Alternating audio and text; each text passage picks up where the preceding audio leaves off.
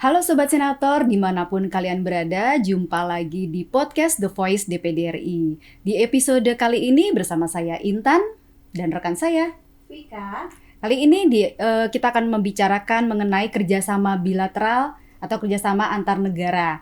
Nah, Vika tahu nggak di DPD RI ini ada nggak sih yang membidangi soal kerjasama bilateral ini? Ada dong pastinya. Di DPD RI ini Sobat Senator ada Badan Kerjasama Parlemen atau biasa disingkat BKSP DPD RI. Iya. Dan di situ kerjasamanya antar parlemen. Sepertinya ya, karena dengan Senat biasanya kalau kerjasama antar negaranya. Nah, kali ini di masa sidang kali ini BKSP melakukan kerjasama dengan negara Asia, yaitu Senat Thailand, Kamboja, dan juga Korea Selatan. Untuk lebih jelasnya lagi nih Sobat Senator, kita sudah mendatangkan tamu spesial, yaitu Ketua Badan Kerjasama Parlemen DPD RI, yaitu Bapak Darmansyah Hussein. Beliau juga anggota DPD RI dari Provinsi Bangka Belitung. Selamat datang Bapak di podcast The Voice DPD RI. Ya, selamat Apa kabarnya? Alhamdulillah. Baik. Sehat ya Pak. Sahabat ya? Senator, alhamdulillah. Jadi Pak, berbicara soal kerjasama bilateral, Ya. apa yang mendasari BKSP untuk melakukan kerjasama bilateral dengan Senat Thailand, Kamboja, dan Korea Selatan? Ya, tugas BKSP sebetulnya ya lebih luas. Jadi BKSP setelah saya jadi pimpinan, saya betul-betul melihat ya, mempelajari betul. Tadinya saya anggota ya. Kalau anggota kan ikut-ikut aja. Jadi setelah saya pelajari sebagai ketua BKSP, maka BKSP itu sebetulnya ya alat kelengkapan di DPD yang membidangi kerjasama parlemen ini, ya kerjasama DPD RI dengan ya pihak luar. Di sini ada nomor satu adalah dengan parlemen-parlemen yang ada di luar, ya. Nomor duanya apa? Dengan badan-badan ya internasional. Nah, kitanya bisa dengan ASEAN ya, dengan atau lembaga-lembaga non pemerintah yang apa namanya? LSM termasuk Pak? Termasuk. Betul, termasuk. Kalau dia punya jaringan internasional, itu juga kita, misalnya dari Jerman itu kita kerjasama dengan GIZ, ya kan? Nah, itu salah satu bidang kita juga. Nah, hari ini kita fokus ke tugas utama kita itu adalah menggalang kerjasama dengan parlemen-parlemen yang ada di luar. Ini gunanya untuk apa?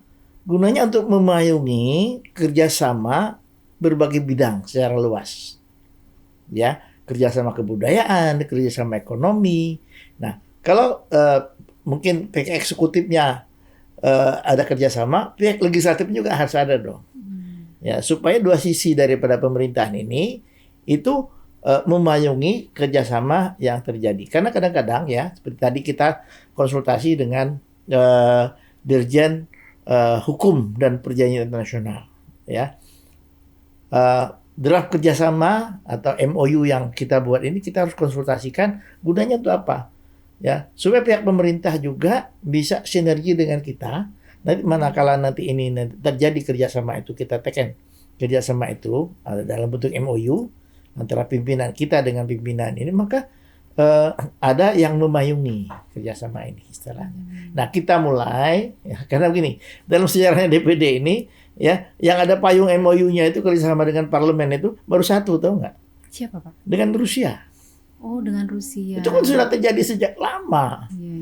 Dan pengalaman saya kemarin ikut kunjungan ke Rusia, ya, apa namanya, negara yang ada kerjasama parlemennya dengan kita, ternyata parlemen di sana itu sangat baik, sangat responsif, Welcome ya Pak welcome banget gitu loh dengan kita. Nah, di samping kamar sebelah tentu saja DPR RI toh.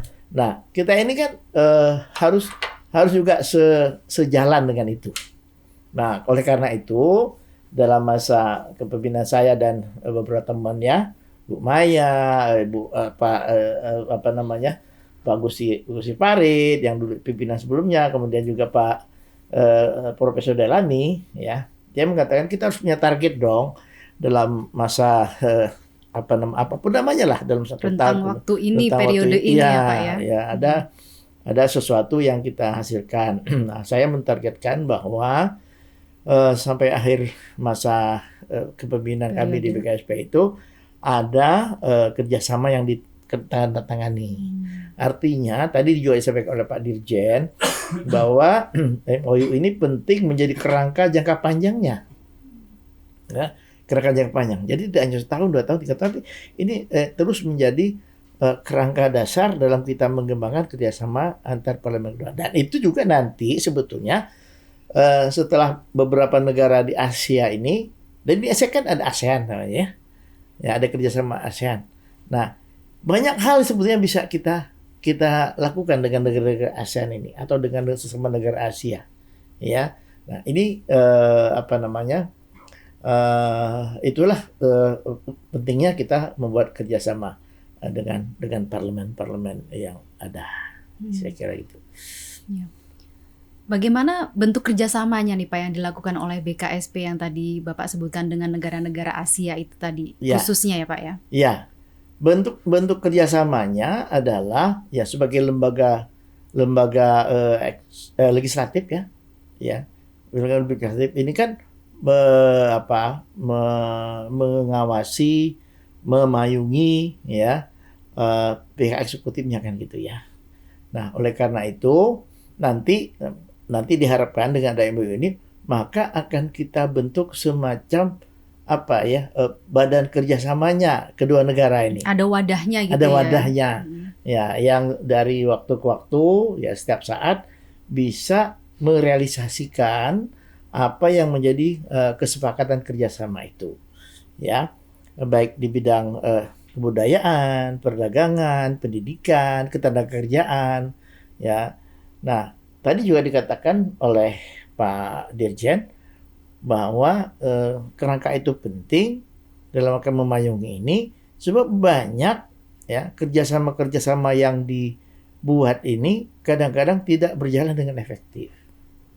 Oleh karena itu harus ada payungnya, kemudian dari payung ini ada badan kerjasamanya, kemudian dari situ baru nanti dilahirkan program-program actionnya.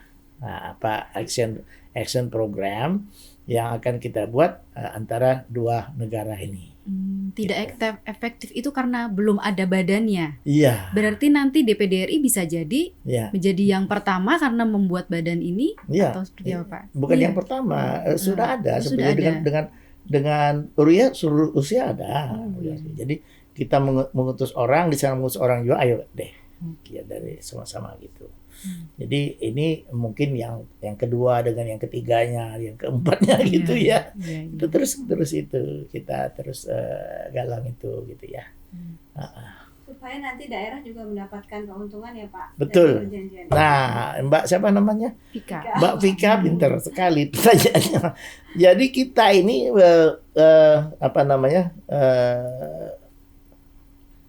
lembaga legislatif yang representatif daripada daerah-daerah. Tentu kita yang lebih tahu apa kebutuhan daerah itu. Ya.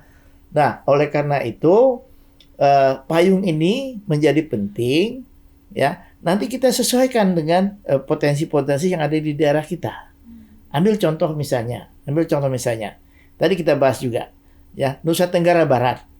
Saya belum ke daerah saya dulu nih, daerah orang dulu kita lihat nih. Nusa Tenggara Barat itu, ya, banyak mengirimkan tenaga kerja keluar, ya, tenaga kerja migran keluar, ya kan? Di situ banyak sekali. Nah, kerjasama dengan Korea misalnya, ya. Kalau ini kita payungi, bagaimana kita mendorong eksekutif ini membuat aturan-aturan yang bisa secara mutual benefit, ya, keuntungan kedua belah pihak dalam kaitan dengan tenaga kerja yang kita kirim, ya, tenaga kerja yang kita kirim ke Korea, dia mendapatkan imbalan, dia mendapatkan perlindungan juga di sana, ya, sementara misalnya Korea juga mendapatkan keuntungan dari sana karena mereka kurang tenaga kerja sekarang ini, ya kan? Nah, ini dua pihak yang bisa pada akhirnya, ya, mutual benefit tadi itu. Ya, reciprocal istilahnya. Reciprocal. Ya, saling saling melengkapi ya. Saling Pak. melengkapi. Nah, itu salah satu bidang yang tadi kita lihat biasanya ya. Nah, ambil misalnya juga Bangka Belitung. Ya. Daerah kita itu kan kaya dengan sumber daya alam. Nah, bagaimana kerjasama, misalnya kita ambil dalam konteks kerjasama dengan negara-negara ASEAN misalnya, dengan Singapura, dengan Malaysia, ya, yang mereka juga mengelola perdagangan komoditas yang kita hasilkan, baik itu hasil laut, hasil tambang, kan banyak dipasarkan lewat Singapura, lewat Malaysia, ya kan? Nah, bagaimana komoditas-komoditas ini, ya, bisa kita lindungi atau bisa kita berikan nilai tambah? Karena pemerintah kan ingin hilirisasi misalnya, ya, ingin hilirisasi.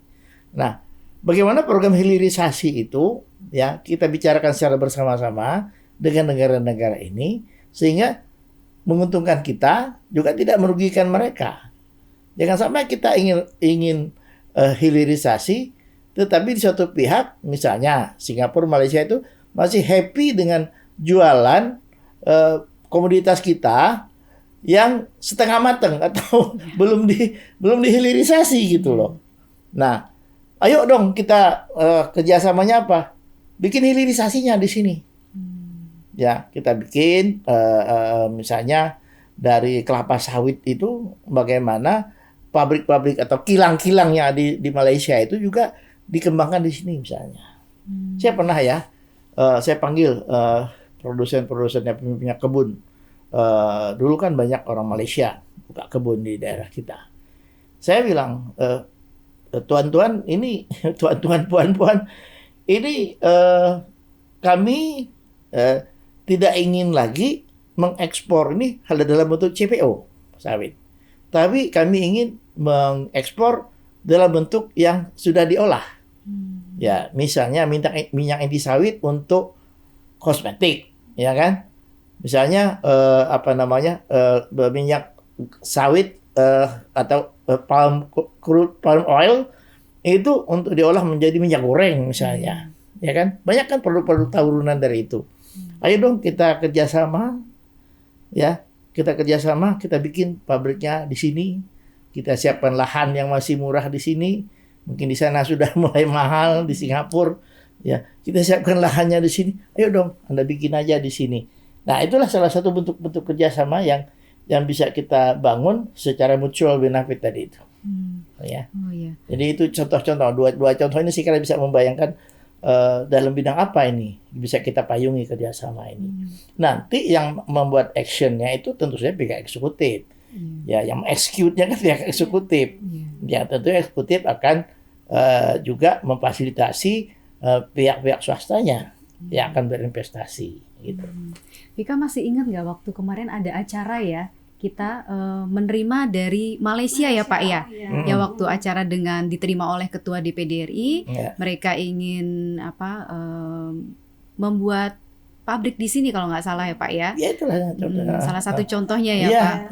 Iya. Kelanjutannya sudah ada ya Pak nah, ya untuk jadi kesana. kalau misalnya ada kerjasama dengan Malaysia, Lima Bidang Malaysia, itu kan nanti badan bentukan kerjasama inilah nanti akan mendorong terus, memonitor terus gitu, supaya wujud gitu, supaya wujud. Jadi kita membuka jalannya. Nah, jadi tidak hanya kunjungan satu omon-omon selesai. Kunjungan lagi kita ke sana, kunjungan lagi kita ke Malaysia, omon-omon selesai. Ini kan nggak ada kemajuan apa-apa nanti, gitu loh. Iya. Ada bukti nyatanya untuk kemajuan daerah ya Pak? Iya, ada. Jadi mulailah dengan sesuatu yang action yang bisa dilakukan. Iya. Makanya kemarin juga waktu kunjungan ke Rusia, saya katakan ini MOU dengan Rusia kan udah cukup lama. Memang kalau saya lihat sih bidang-bidang yang dibahas itu cukup berat gitu ya, kerjasama nuklir misalnya, kerjasama pembuatan rel kereta api kalau nggak salah ada ya Pak ya? Kereta api Kalimantan ya kan. Nah, itu kan sesuatu yang panjang sekali ini jalannya, apalagi apa nuklir, banyak muatan politisnya. Jadi saya katakan, coba bisa nggak kita buat kita turunkan sedikit nih untuk bidang-bidang yang lebih soft, lebih apa namanya, lebih bisa dilaksanakan, diwujudkan gitu. diwujudkan walaupun kecil sedikit, misalnya apalah ya, kerjasama kebudayaan misalnya. Saya contohkan kemarin, kita bikin film bareng-bareng yuk sama Rusia misalnya. Saya tawarkan, ini loh ada novelnya Andra Hirata dari kampung saya tuh, apalagi ya Pak ya, yang namanya Mariamah Karpov, judulnya itu Mariamah Karpov. Jadi ada Mariamah, ada Karpov. Karpov kan orang Rusia, master catur internasional. Bagaimana ceritanya? Nah, ceritanya kan itu ada kaitan. Gitu. Kita bikin dong bareng-bareng. Kan wujud jadinya. Ya kan? Kan itu gak perlu makan sampai sekian triliun.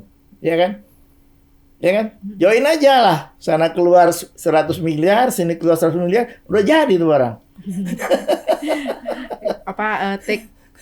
Filmnya di sini dan juga di Rusia sama-sama saling menguntungkan ya Pak ya, untuk mempromosikan apalagi daerah Indonesia masing-masing. jumlah penontonnya kan banyak. Iya.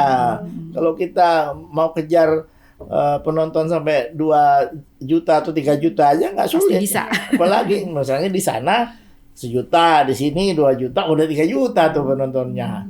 Ya kan? Ya, jadi ini salah satu tantangan dengan Rusia ya Pak ya. Kalau misalnya tantangan utamanya dengan Asia, ada nggak Pak untuk melakukan kerjasama bilateral? Ada. Yang paling simpel lah, misalnya ya. Tadi dibuka juga, ya. Kerjasama perbatasan. Oh iya. Yang bertahun-tahun nggak selesai-selesai, ya. Antar kita dengan Malaysia. Selalu itu Pak ya. Iya selalu. Tapi kalau sudah ada pengertian anggota parlemennya, saling mengerti ini anggota parlemen, mereka kan mempengaruhi eksekutifnya di sana, ya kan? Supaya apa? Supaya secara politis bisa didorong. Jadi kita dorong dari sini, mereka dorong dari sana. Melalui apa? Melalui parlemennya. Parlemen kan bisa mengusulkan kepada pemerintahnya.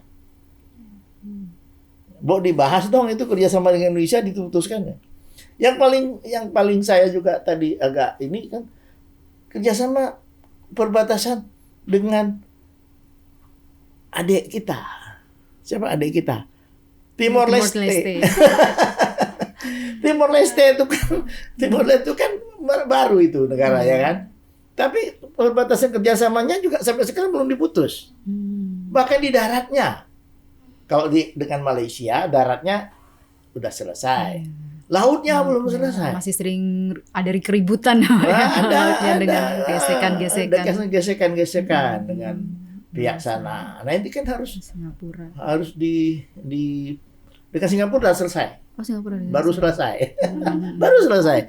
Dengan Malaysia ini yang di lautnya belum selesai. Dengan Timor Leste yang daratnya pun belum selesai. Nah, kalau kita misalnya kita dorong lagi nih kerjasama kita dengan parlemennya Timor Leste. Nah, kita minta parlemen Timor Leste dorong dong pemerintahnya supaya ini diselesaikan. Apa persoalannya? Di mana letak negosiasinya tidak putus-putus? Ya kan? Kita bisa bicarakan dulu dong secara ininya. Secara antar parlemennya. Baru dari 2 parlemen ini mendorong masing-masing pemerintahnya supaya terjadi dimakcomlangin kalau istilah. Ya kan ini kan nggak mau putus-putus nih. Nah, istilah orang mau kawin nih nggak mau putus-putus nih. Ya dicomlangin dong gitu kira-kira. Tak kenal maka tak sayang ya Pak. Kalau nggak ngobrol kita nggak tahu apa yang ada di pikiran orang begitu. Ngobrol dong. Ngobrol dong. Ya. Ada rencana atau prioritas ke depan nih Pak BKSP untuk memperkuat hubungan bilateral mungkin dengan negara lain selain di Asia atau Rusia begitu Pak? Ya, tadi juga disebutkan negara di Eropa misalnya, di mana mahasiswa kita banyak belajar ke sana, ya kan. Kemudian mulai juga ada tren kita mengirimkan tenaga skill ke sana, ya. Nah, contoh suksesnya tadi misalnya dengan Austria, kita kirim perawat ke sana. Banyak permintaan ya Pak di Austria, di Eropa ya terutama di Eropa, ya. Ya. kita juga baru dari Inggris beberapa waktu yang lalu itu dengan Pak Sultan ya. Kita ketemu dengan satu yayasan besar di sana yang eh, dipayungi oleh Ratu Inggris ya. Waktu belum meninggal nih Ratu Inggrisnya. Udah nggak ada. Udah nggak ada sekarang. Nah, sekarang Pangeran Charles kan. Nah, tapi yayasan Istana Ratu Inggris itu punya satu yayasan yang mereka ini memerlukan sekitar 50.000 perawat dari kita. Ya. Nah, ini kan harus ditindaklanjuti Iya. seperti ini. Nah, tapi kan katanya baru dengan Austria kita punya perjanjian. Dengan pihak sana belum. Nah, ini salah satu contoh juga yang barangkali untuk negara-negara Eropa kita secara spesifik juga cari kerjasamanya, terutama di Eropa itu yang saya lihat negara-negara yang sistem pemerintahnya agak mirip dengan kita, bikameral, tetapi negara kesatuan, ya Prancis misalnya, ya kan, Prancis, ya kan. Nah, di sana kan banyak masalah itu, ya, dengan masalah hak hak mengemukakan Mengungkapkan pendapat. Pendapat. Seperti kebebasan. kebebasan Kebebasan berpendapat ya Pak di Prancis. berpendapat di Prancis, ya kan. Nah, kita kan bisa saling memahami. Mereka pahami dong kita juga pahami mereka. Jadi karena sudah ngobrol gitu kan bisa terjadi itu. Tapi kalau nggak saling ngobrol kan dia curiga sama kita curiga. Iya. Ya kan? Jadi ini saya kira kedepannya seperti itulah yang bisa kita. Jadi tadi juga disampaikan oleh Pak Dirjen bahwa kita menggalang kerjasama itu kita tetapkan dulu sasarannya apa. Iya, betul. Ya, ada satu contoh negara sudah ada kerjasamanya, tapi kemudian karena sesuatu lain hal mereka tidak menguntungkan kerjasama itu. Misalnya antara Indonesia dengan Yordania tadi disebutkan misalnya, karena mereka punya pengalaman dengan Turki. Padahal sebetulnya Indonesia masih sangat memerlukan bahan pupuk dari Yordania, ya. Fosfat itu. Nah, jadi mereka sangat banyak fosfatnya. Kita perlu untuk bikin pupuk swasembada pupuk untuk NPK misalnya. Ya. Nah, itu kan ini kan kita mesti carikan solusinya. Misalnya, bagaimana walaupun mereka punya pengalaman dengan Turki kerjasama tidak menguntungkan, dengan Indonesia bisa untung dong kira-kira gitu. Jadi memang harus benar-benar dibicarakan sejak awal ya Pak ya. Ya, jadi ngomong dulu dengan parlemennya sehingga parlemennya itu bisa bicara dengan eksekutifnya. Kira-kira gitu. Ya, diplomasi kita kan di situ. Jadi kita membantu diplomasi pihak eksekutif sebetulnya, ya. Karena kalau bicara sesama politisi mungkin rada-rada nyambung soulnya itu. Nah, kadang masyarakat tuh nggak tahu ya Mbak Intan ya. Iya. Apa nih tindakan dari DPD? Padahal sebenarnya kita kan dari diplomasi Ah, ya Pak ya. iya. Kalau eksekusi nanti eksekutif. Ya, eksekutif mengeksekutnya kan gitu ya. Oh. Mereka punya anggaran untuk melakukan mengejawantakan kerjasama itu. Tetapi istilahnya penyamaan persepsi, penyamaan cara pandang itu bisa lewat legislatif. Iya, sebagai parlemen, namanya juga parlemen ya Pak. Iya. Biasanya kan harus berbicara parle ya. Ya bicarakan dulu Bicarakan dong. dulu. Ya, kalau tidak bicara bagaimana kita tahu jalan pikiran Anda kan gitu ya. Sama aja kita kan. Kalau saya tidak bicara dengan Anda, saya kan nggak tahu jalan pikiran Anda. Anda simpan sendiri. Ya, sebagai penutup ini Pak, kita sobat senator yang di daerah, bagaimana mereka bisa berkontribusi atau berpartisipasi untuk menyampaikan aspirasinya ke BKSP? Apa yang diperlukan BKSP dari para sobat senator yang di daerah, Pak? Silakan. Ya, untuk sahabat senator yang di daerah, kalau mau melakukan kerjasama dengan daerah atau negara lain, apakah itu dalam bentuk sister city misalnya, mereka ingin, kami ingin bikin sister city antara ini dengan ini. Jangan istilahnya itu nebak-nebak. Karena ada aturannya kan. Ya, konsultasi dulu dengan BKSP. Nah, supaya nanti kerjasama sister city-nya itu tidak hanya menghasilkan MOU yang kemudian tidak bergerak, tidak berjalan, karena banyak di antara daerah juga seperti itu, mereka bikin sister city tapi tidak ada wujudnya, ya. Nah, itu BKSP bisa memfasilitasi supaya itu nanti dari waktu ke waktu ada langkah-langkah yang bisa diwujudkan, ya, gitu. Dan cari kerjasama kota itu yang kira-kira kita bisa ambil manfaat dari situ, ya. Nah, itu salah satunya untuk daerah. Nah, kemudian juga yang kedua, daerah-daerah yang punya seperti tadi itu potensi yang ingin dipasarkan keluar, ya, ingin dipasarkan keluar. Nah, jangan nunggu seperti ya pokoknya kita nunggu dari pusat aja. Enggak, inisiatif aja. Harus lebih aktif ya Pak. Harus lebih aktif aja. Nah, hubungi parlemen, hubungi kita, ya, sehingga komoditas kita bisa dipasarkan, tenaga kita bisa kita kirimkan ke luar negeri dengan aman tadi itu, karena ada payungnya tadi itu. Nah, inilah sebetulnya tugas kita itu. Ya, nah, demikian pula dengan badan-badan yang punya jaringan internasional misalnya, ya, mereka kan banyak menyediakan beasiswa, ya, kemarin itu kan kita dengan Perancis itu, ya.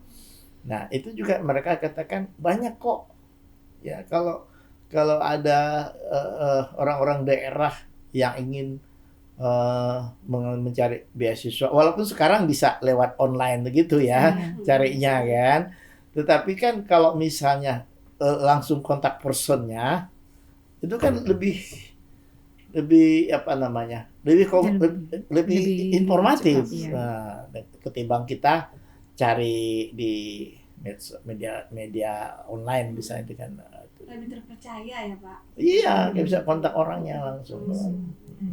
Ya, jadi Sobat Senator kalau mau menyampaikan aspirasinya bisa langsung ke kantor daerah masing-masing daerahnya ya. Ya, silakan di kantor daerah kita bisa nampung, nanti kita salurkan ini ke BKSP atau itu nanti ke komite-komite terkait dengan bidang-bidang itu. Ya, baik. Khususnya kalau untuk dengan kaitan dengan luar negeri, BKSP lah pintunya.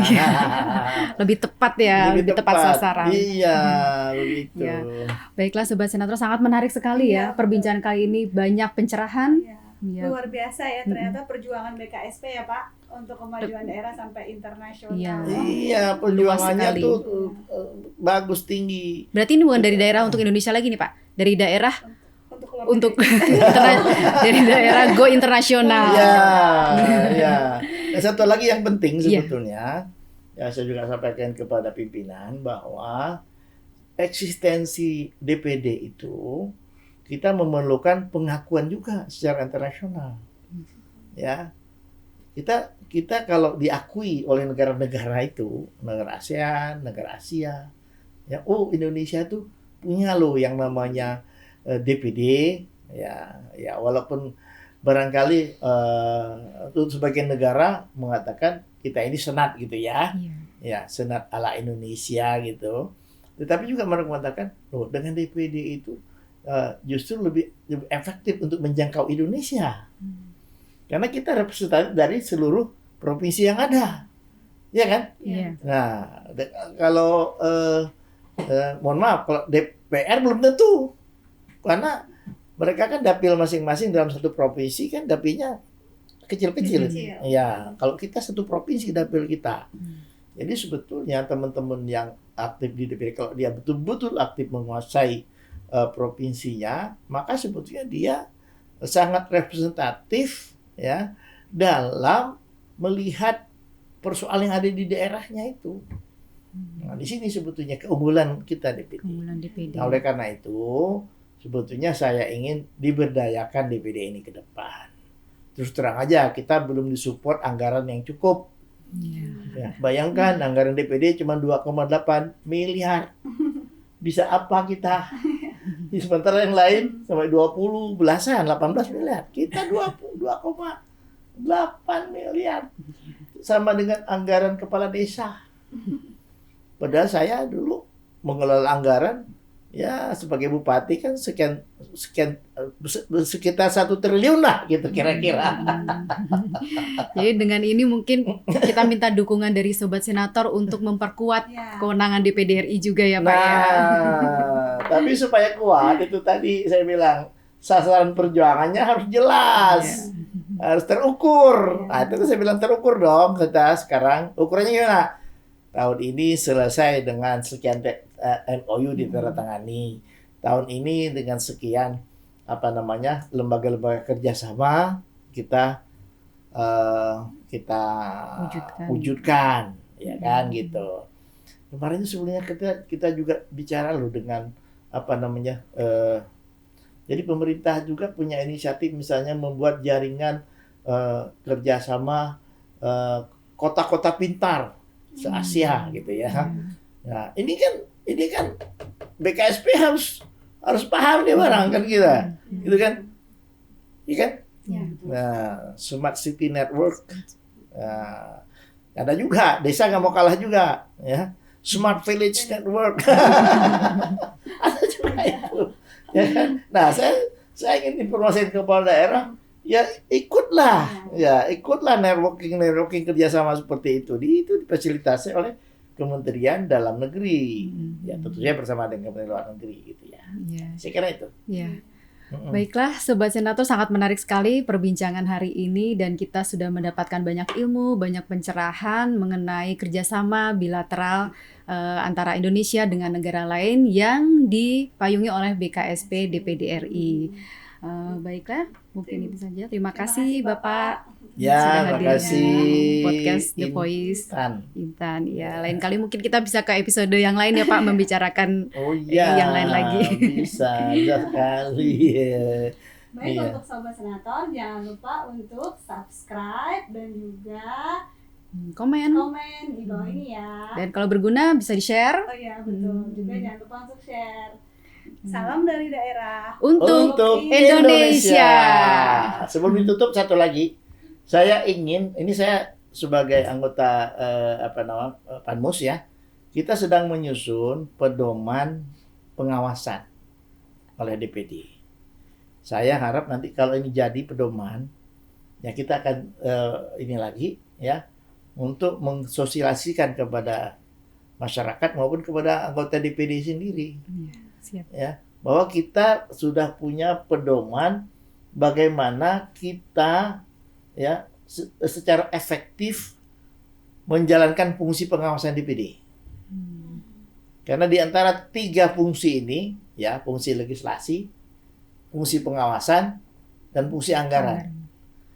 Ini pilar utamanya nih, fungsi pengawasan yang harus betul-betul kita jalankan dengan, kalau ini dijalankan dengan baik, maka DPD itu akan menjadi lembaga yang berwibawa di mata masyarakat.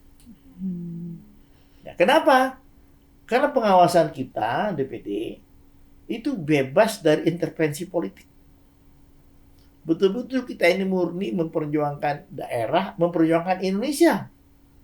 Baik di mata dunia maupun di mata internasional maupun lokal. Itu saya kira salah satu keunggulan kita. Nah, saya sedang finalisasi ini ya pedoman DPD dalam mengawasi pemerintah. Baiklah, kita sudah punya bocoran nih, satu tema lagi soal pengawasan, fungsi pengawasan DPD RI podcast berikutnya dengan Bapak Darmansyah. Ya, baiklah Sobat Senator, sampai jumpa lagi.